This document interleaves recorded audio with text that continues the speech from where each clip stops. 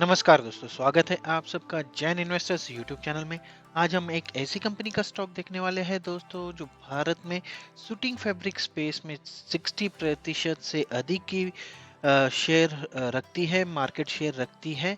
इस कंपनी ने पिछले एक साल में अपने इन्वेस्टर्स को मल्टी बैगर रिटर्न दिया है। एक साल पहले जहां इस शेयर की कीमत 393 रुपए के आसपास ट्रेड कर रही थी, वही अब ये 975 रुपए पर पहुंच चुकी है। इस तरह एक ही साल में इसने 148% से अधिक का रिटर्न दिया है अपने शेयर होल्डर्स को, मतलब अपने इन्वेस्टर्स के पैसों को 2.5 गुना से भी ज्यादा कर दिया है दोस्तों। पिछले कुछ महीनों से चल रही बिकवाली और ओवरऑल निगेटिव सेंटीमेंट का जो मार्केट का निगेटिव सेंटीमेंट है, उसका इस शेयर पर ज़्यादा असर होता नहीं दिखा है। और पिछले 6 महीनों में इस शेयर की कीमतें 44% से बढ़ी हुई है। पिछले 3 महीने की बात कर ले तो इसमें भी 31% का रिटर्न दिया है इसने अपने शेयर होल्डर्स को। तो आइए एक नज़र डाल लेते हैं रेमंड लिमिटेड कंपनी के शेयर के बारे में। पिछले एक महीने में इस शेयर की प्राइसेस जरूर 5% से करेक्ट होती हुई दिखी है, लेकिन पिछले एक हफ्ते में ये 5% से अब भी जा चुकी है दोस्तों। इसके साथ साथ अगर पिछले 2 साल का या फिर कोरोना के बाद का इसका परफॉर्मेंस देखें तो इस शेयर ने अपने इन्वेस्टर्स को 345% के आसपास का रिटर्न दिया है, मतलब अपने इन्वेस्टर्स के पैसों को लगभग 4.5 गुना कर दिया है दोस्तों इस कंपनी ने। आज हम देखेंगे कंपनी के बिजनेस के बारे में, कंपनी के पास्ट परफॉर्मेंस के बारे में, इसके फाइनेंशियल्स के बारे में, इसके जॉइंट वेंचर्स के बारे में, उसके साथ साथ स्ट्रॉन्ग और वीक पॉइंट्स पर नजर डालेंगे और देखेंगे कि कंपनी के शेयर की टारगेट प्राइस जो है वो कहाँ पर सेट हो रही है। तो चलिए सबसे पहले कंपनी के बिजनेस पर नजर डालेंगे। अगर आप देखें तो 95 इयर्स ओल्ड डाइवर्सिफाइड ग्रुप है ये। रेमंड एक ग्रुप है और इनका जो स्ट्रॉन्ग प्रेजेंस है अक्रॉस ऑल सेक्टर्स है, जैसा कि suiting, shirting, apparel, retail presence में है, गारमेंटिंग में है। साथ साथ इन्होंने इंजीनियरिंग में भी कदम रखा है, रियल एस्टेट में भी कदम रखा है, डेनिम और एफएमसीजी में इनका हाथ है दोस्तों। रेमंड लिमिटेड को 1925 में इनकॉर्पोरेट किया गया था, जो राष्ट्रीय और अंतर्राष्ट्रीय बाजारों में कपड़ा और परिधान के साथ साथ रियल एस्टेट, एफएमसीजी, इंजीनियरिंग जैसे सेक्टर्स में अपनी प्रेजेंस बनाए हुए है। इसके बाद अगर देखें, कंपनी के पास 1638 स्टोर्स का रिटेल नेटवर्क है, जिसमें भारत के लगभग 600 गांवों और शहरों में लगभग 1600 स्टोर और 9 देशों में 49 विदेशी स्टोर शामिल है। ये दुनिया में सूटिंग कपड़े के लार्जेस्ट वर्टिकली और हॉरिजॉन्टली इंटीग्रेटेड मैन्युफैक्चरर में से एक है दोस्तों। इसके बाद अगर देखें इसके बिजनेस सेगमेंट के, तो रेमंड एज अ ग्रुप इसके अलग अलग सेगमेंट है, जैसे ब्रांडेड टेक्सटाइल है, ब्रांडेड अपैरल है, गारमेंटिंग है और काफ़ी सारे हैं। इनको एक एक करके देख लेते हैं। कंपनी दो प्रमुख सेगमेंट्स में काम करती है, पहली तो है लाइफस्टाइल और दूसरी है इंजीनियरिंग। लाइफस्टाइल में suiting, garments, apparel, denim, shirting, ये सारे प्रोडक्ट्स आते हैं। इसके बाद इंजीनियरिंग्स की बात कर ले तो इनमें टूल्स और हार्डवेयर और ऑटोमोटिव कंपोनेंट्स शामिल है दोस्तों। लाइफस्टाइल के अंडर अगर देखें तो ब्रांडेड टेक्सटाइल, ये एक सेगमेंट आता है जो इसका प्रमुख व्यवसाय है।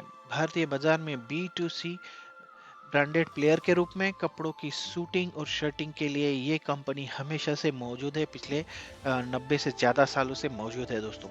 अगर पिछले साल की बात कर ले तो होलसेल चैनल के वॉल्यूम ज़रूर इम्पैक्ट हुआ था, लेकिन रेमंड टू स्टोर का जो चैनल है वो चैनल एक्सपेंशन और कॉम्बो पैक की हायर सेल की वजह से इनमें बढ़ोतरी देखी गई थी दोस्तों। 600 से ज़्यादा शहरों में कंपनी के 20,000 से ज़्यादा पॉइंट ऑफ सेल है। इसके बाद नंबर आता है ब्रांडेड अपैरल्स का।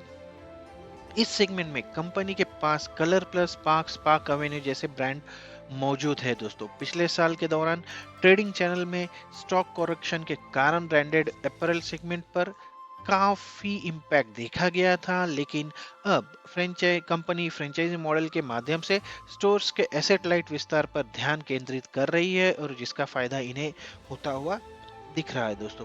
कंपनी ने 2019 में एथनिक्स को भी लॉन्च किया है। यह ब्रांड एथनिक और ट्रेडिशनल कपड़ों पर फोकस कर रहा है। कंपनी को इस सेगमेंट में काफी अच्छा रिस्पांस भी मिल रहा है दोस्तों। वित्त वर्ष 2015 के बाद इस सेगमेंट की बिक्री जो है वो 60% तक बढ़ चुकी है। 381 ईबीओ, 5,425 से ज्यादा एमबीओ काउंटर्स के साथ 500 से ज्यादा शहरों में उपस्थिति ये कंपनी को बाकी कंपनियों से अलग बनाती है दोस्तों। इसके बाद अगर गारमेंटिंग सेगमेंट की बात कर ले तो इस सेगमेंट का रिवेन्यू पीपीई की बिक्री और होलसेल कपड़ा व्यवसाय में अमेरिका और यूरोप में जो ग्राहक हैं या कस्टमर्स है वहां से मेनली आता है।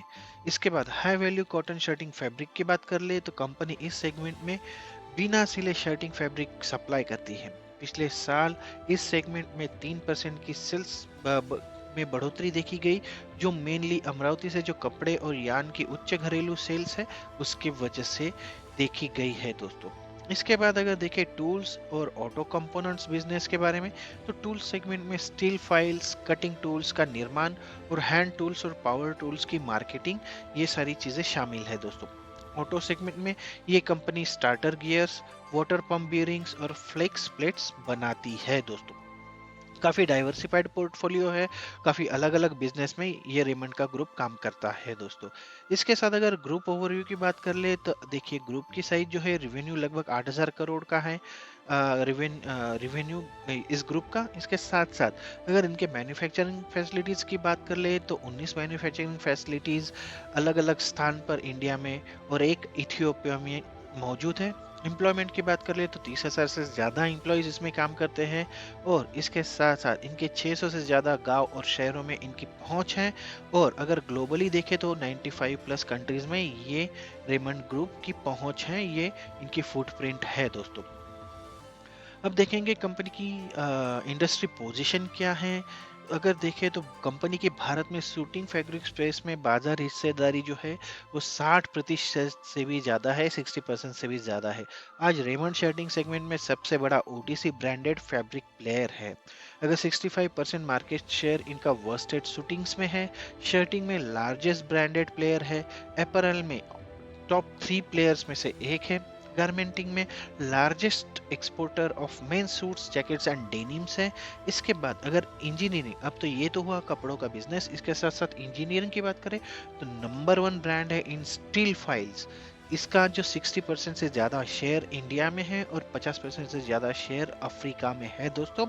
इसके साथ साथ number 1 in ring gears in domestic PV and CV auto markets.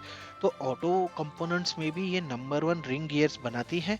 इसके साथ डेनिम और एफएमसीजी में भी मार्केट लीडर पोजीशन पे है ये कंपनी। पार्क एवेन्यू जैसा ब्रांड कंपनी के साथ जुड़ा हुआ है, डेनिम जैसा ब्रांड जो कि इंटरनेशनल ब्रांड है ये भी कंपनी के साथ जुड़ा हुआ है दोस्तों। अगर कंपनी के मेजर ब्रांड्स की बात कर ले तो ब्रांडेड टेक्सटाइल में अगर देखें तो रेमंड जैसा ब्रांड है कंपनी के पास। इसके साथ साथ ब्रांडेड अपैरल में Raymond, Park Avenue, ColorPlus, Parx, Ethnix जैसे ब्रांड्स कंपनी के पास है। इसके साथ एफएफसीजी में भी पार्क एवेन्यू है, कामसूत्रा है, केएसडीओज है और प्रीमियम सेगमेंट भी है कंपनी का। और रियल एस्टेट की बात कर ले तो रेमंड रियल्टी है, 10x है। इसके साथ साथ इंजीनियरिंग की बात कर ले तो अम्ब्रेला ब्रांड है जिसमें सुपर डेनवी है और ये मेनली अफ्रीका और एशिया में अलग अलग सब ब्रांड्स से के तौर पर मौजूद है दोस्तों। तो काफ़ी ज़्यादा ब्रांड्स अवेलेबल है और सब ब्रांड जो है वो नामचीन है, मतलब काफ़ी पॉपुलर ब्रांड्स है कंपनी के। इसके बाद देखेंगे कंपनी का पोर्टफोलियो दोस्तों। अगर कंपनी के पोर्टफोलियो की बात करें, जैसे मैंने पहले भी बताया कि इनका फैब्रिक और गारमेंटिंग में शूटिंग, शर्टिंग, डेनिम, गारमेंटिंग, इन सारी चीज़ों में कंपनी की प्रोडक्ट्स अवेलेबल हैं। इसके साथ साथ 250 वर्स्टेड शूटिंग, 340 कॉटन फैब्रिक, इनकी जो कैपेसिटी है वो लगभग 120 मिलियन मीटर्स फैब्रिक की है और 11 मिलियन गारमेंटिंग कैपेसिटी है पर एन्यूम। और इसमें अगर देखें तो इनके प्लांट्स जो हैं वो लोकेटेड है कॉटन रिच बेल्ट्स पर, विविंग क्लस्टर्स पर, स्किल वर्क फोर्स पर। और इसके साथ साथ इसका इनको फायदा मिलता है क्योंकि ये जो है ये प्लांट स्ट्रेटेजिकली लोकेटेड है दोस्तों। इसके साथ साथ अगर इनके पोर्टफोलियो की बात कर ले प्रोडक्ट की, तो अगर देखें इंजीनियरिंग, एफएमसीजी और रियल एस्टेट की बात कर ले तो इंजीनियरिंग में नंबर 2 है global suppliers of steel pipes. काफ़ी अच्छा नाम है इनका ओवरऑल ग्लोबली। इसके साथ साथ अगर एफएमसीजी में देखें तो जैसा हमने पहले भी देखा कि सेक्सुअल वेलनेस कैटेगरी में कंपनी का काफ़ी अच्छा नाम है। इसके साथ साथ अगर एग्रीगेटेड कैपेसिटी देखें एफएमसीजी में तो 400 मिलियन पीसेस पर एन्यूम की कैपेसिटी है कंपनी की। और रियल एस्टेट की बात करें तो लगभग 2-3 साल पहले ही इन्होंने रियल एस्टेट में कदम रखा है, लेकिन इनकी जो कंस्ट्रक्शन एक्टिविटी है वो काफ़ी फास्ट पेस्ड है। और इनके डिज़ाइन भी काफ़ी यूनिक दिखाई दे रहे हैं। इसके साथ-साथ अगर टोटल इन्वेंटरी की बात कर ले तो 10X 3143 यूनिट्स इनका ऑलरेडी एक प्रोजेक्ट चल रहा है, और इसके साथ-साथ द एड्रेस इनका 549 यूनिट्स का एक प्रोजेक्ट ऑलरेडी चल रहा है दोस्तों। इसके बाद इनके डोमेस्टिक प्रेजेंस की बात कर लेते हैं। अगर देखें तो डोमेस्टिक प्रेजेंस इनके लगभग भारत की सारी स्टेट्स में है, गोवा से लेकर कन्याकुमारी तक, और वहाँ से लेकर जम्मू कश्मीर से लेकर अरुणाचल प्रदेश, मेघालय, इन सारे स्टेट्स में इनके इनका डोमेस्टिक प्रेजेंस है। इसके साथ साथ अगर देखें तो ब्रांडेड टेक्सटाइल की बात कर ले तो 20,000 से ज़्यादा इनके पॉइंट ऑफ सेल्स है अक्रॉस 600 सिटीज़, 600 सिटी और टाउन्स में ये फैला हुआ है। इसके साथ साथ इनके पास 180 से ज़्यादा होलसेलर्स की भी बड़ी फौज है, 1360 से ज़्यादा एमबीओज की फौज है, और इसके साथ साथ टायर 1 से लेकर टायर 4 सिटी तक, मतलब शहर से लेकर गांव तक इनके जो ब्रांड्स है, इनके जो प्रोडक्ट्स है वो पॉपुलर है दोस्तों। अगर सेकंड सेगमेंट अगर ब्रांडेड अपैरल की बात कर ले दोस्तों, तो इनका जो प्रेजेंस है वो 500 से ज़्यादा सिटीज़ और टाउन्स में है। 332 ईबीओज है, 332 ईबीओज, 5425 एमबीओ काउंटर्स, 1050 एलएफएस डोर्स, और इनकी टायर 1 से लेकर टायर 4 के सिटीज़ में अवेलेबिलिटी है, इनकी पहुंच है दोस्तों। 379 मिनी टीआरएस स्टोर्स है कंपनी के मार्च 21 के आंकड़ों के अनुसार, और इनकी जो प्रेजेंस है वो लगभग 190 टाउन्स में है। इसके बाद अगर डोमेस्टिक प्रेजेंस देख ले तो 1412 स्टोर्स इनके पूरे भारत में फैले हुए हैं। इसके बाद अगर देखें इंटरनेशनल प्रेजेंस की अगर बात कर ले तो 95 से ज़्यादा कंट्रीज में इनका डाइवर्सिफाइड जो बिजनेस है वो फैला हुआ है दोस्तों।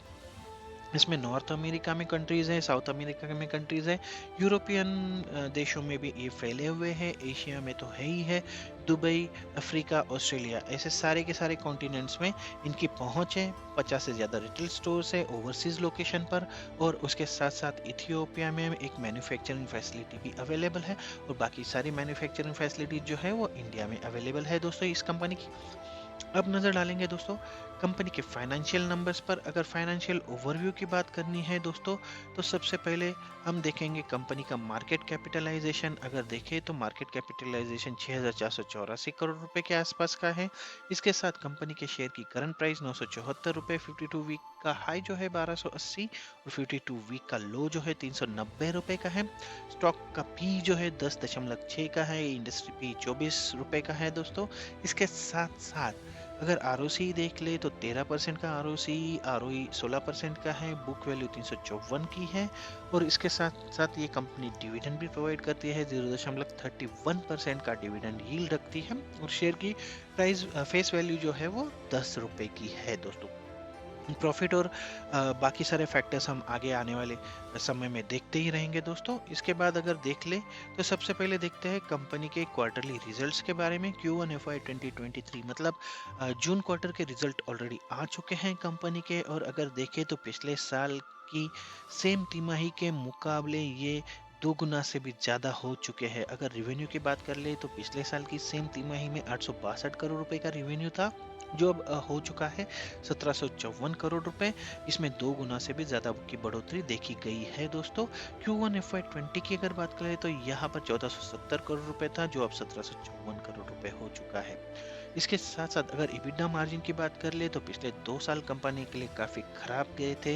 हम सबको पता है कि कोरोना महामारी की वजह से कंपनी का बिजनेस काफ़ी ठप हो चुका होगा, क्योंकि यहाँ पर कम्प्लीटली लॉकडाउन था, अपैरल स्टोर्स बंद थे, सब चीज़ें स्टॉप थी, और इसेंशियल बिजनेस के अलावा कोई कोई बिजनेस चल नहीं रहा था। तो ये दोनों साल काफ़ी खराब गए हैं दोस्तों।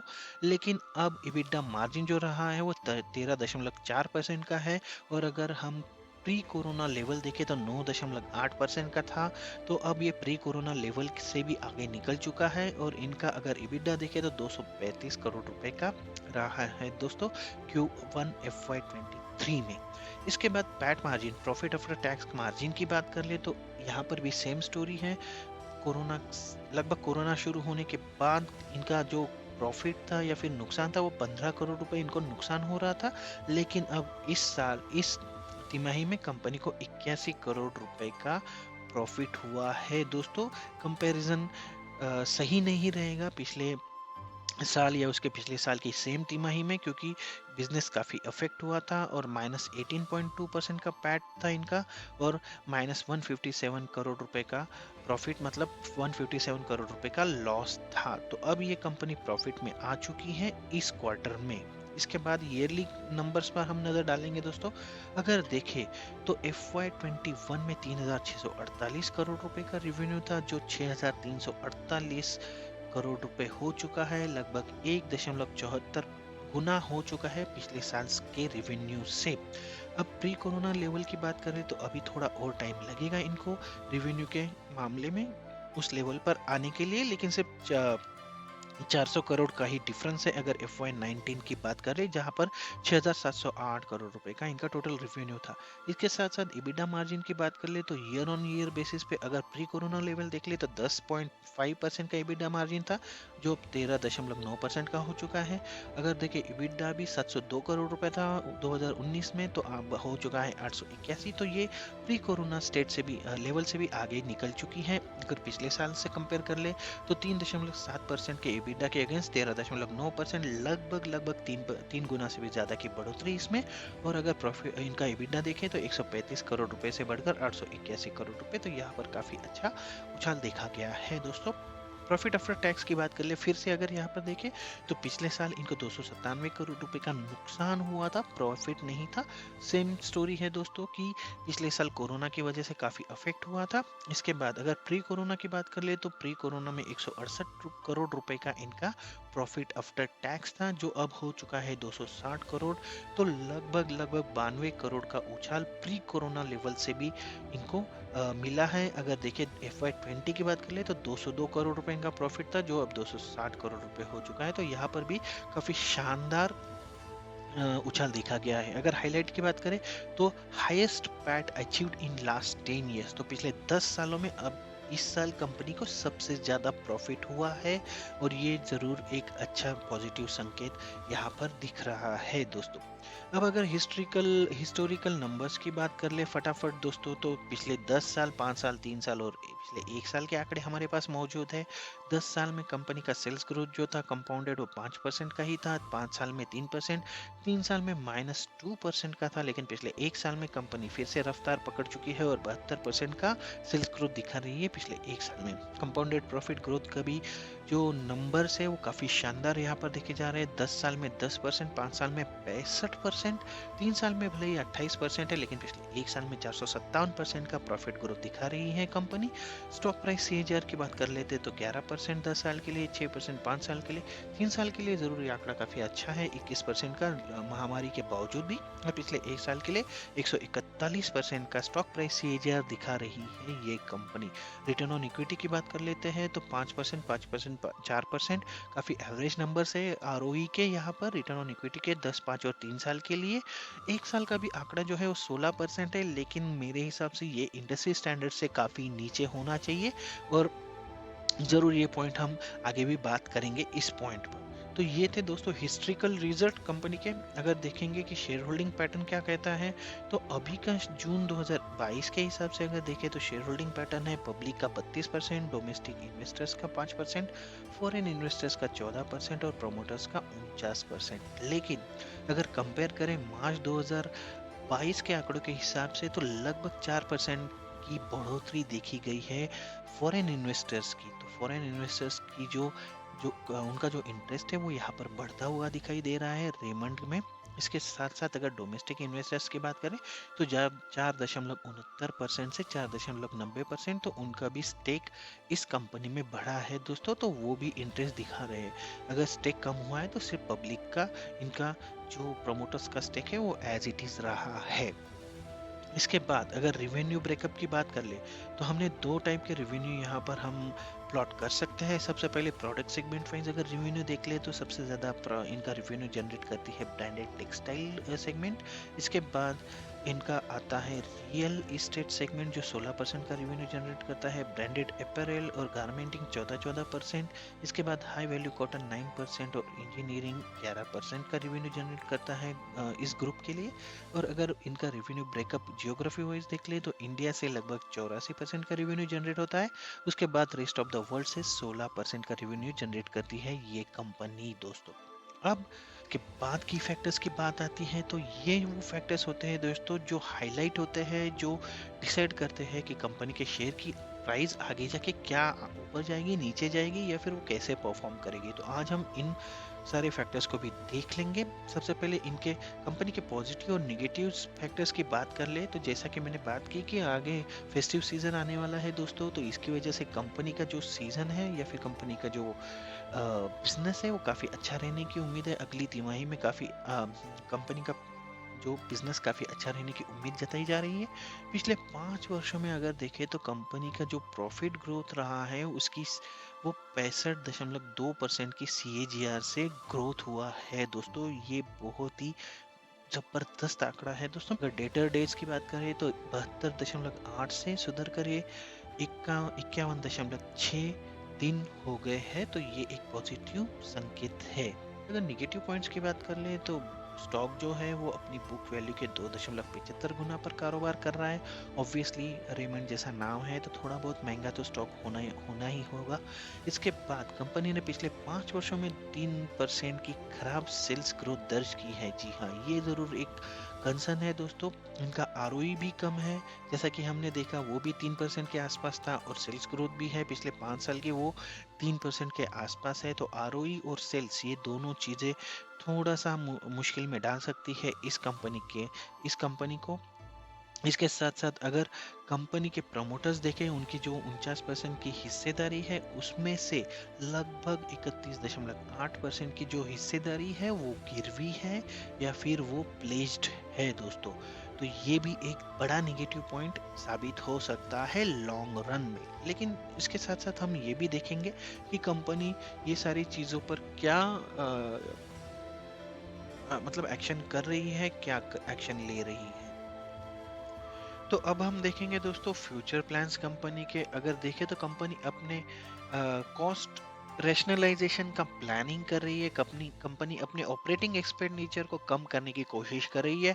और अगर पिछले तिमाही की बात कर ले तो ओपेक्स जो है वो 743 करोड़ रुपए से या फिर 45% से कम हुआ है ईयर ऑन ईयर बेसिस पे। इसके साथ साथ किराए की लागत या फिर इनका जो रेंट है उनकी लागत भी वो 35% कम हुई है पिछले 1 साल के मुकाबले। इसके साथ साथ अगर देखें तो कंपनी फंड रेजिंग का भी प्लान कर रही है इनके कर्जे को चुकाने के लिए। कंपनी ने वित्त वर्ष 2020 के दौरान प्रेफरेंशियल अलॉटमेंट के माध्यम से 350 करोड़ रुपए जुटाए थे। इस प्रेफरेंशियल अलॉटमेंट की इनकम जो हुई थी उसका कंपनी के जो मौजूदा लॉन्ग टर्म लोन है उसके रीपेमेंट के लिए पूरी तरह से उपयोग किया गया है। वो कहीं और लगाया नहीं गया है, कंप्लीटली कर्जा चुकाने के लिए उसका यूज किया गया है। इसके साथ साथ कंपनी बेहतर मैनेजमेंट के लिए डीमर्जर का भी प्लान कर रही है। 2019 में रेमंड लिमिटेड ने ब्रांडेड टेक्सटाइल, ब्रांडेड अपरेल्स और गारमेंट्स के मौजूदा बिजनेस के साथ एक अलग इकाई के रूप में लिस्ट होने के लिए अपने मेन लाइफस्टाइल व्यवसाय के डीमर्जर की घोषणा की है। रेमंड लिमिटेड के प्रत्येक शेयरधारक को नई कंपनी के शेयर में एक के मुकाबले एक के अनुपात में जारी किए जाएंगे ये शेयर। ये डीमर्जर अभी इन प्रोसेस है, ये अभी तक कंप्लीट नहीं हुआ है दोस्तों। इसके बाद अगर कंपनी के स्ट्रेटेजिक पार्टनरशिप्स की बात कर ले तो कंपनी अपने बिजनेस में आगे बढ़ने के लिए काफ़ी जॉइंट वेंचर कर रही है, काफ़ी संयुक्त उद्यम कर रही है। उसके साथ साथ काफ़ी नए बिजनेस में भी कंपनी ने कदम रखा है। आइए एक एक करके इस पे नज़र डाल ले। अगर देखें तो जॉइंट वेंचर की बात कर ले तो रेमंड यूको डेनिम यूरोप के यूके इनवी के साथ एक जॉइंट वेंचर है कंपनी का और ये भारत में विशेष रिंग डेनिम बनाती है।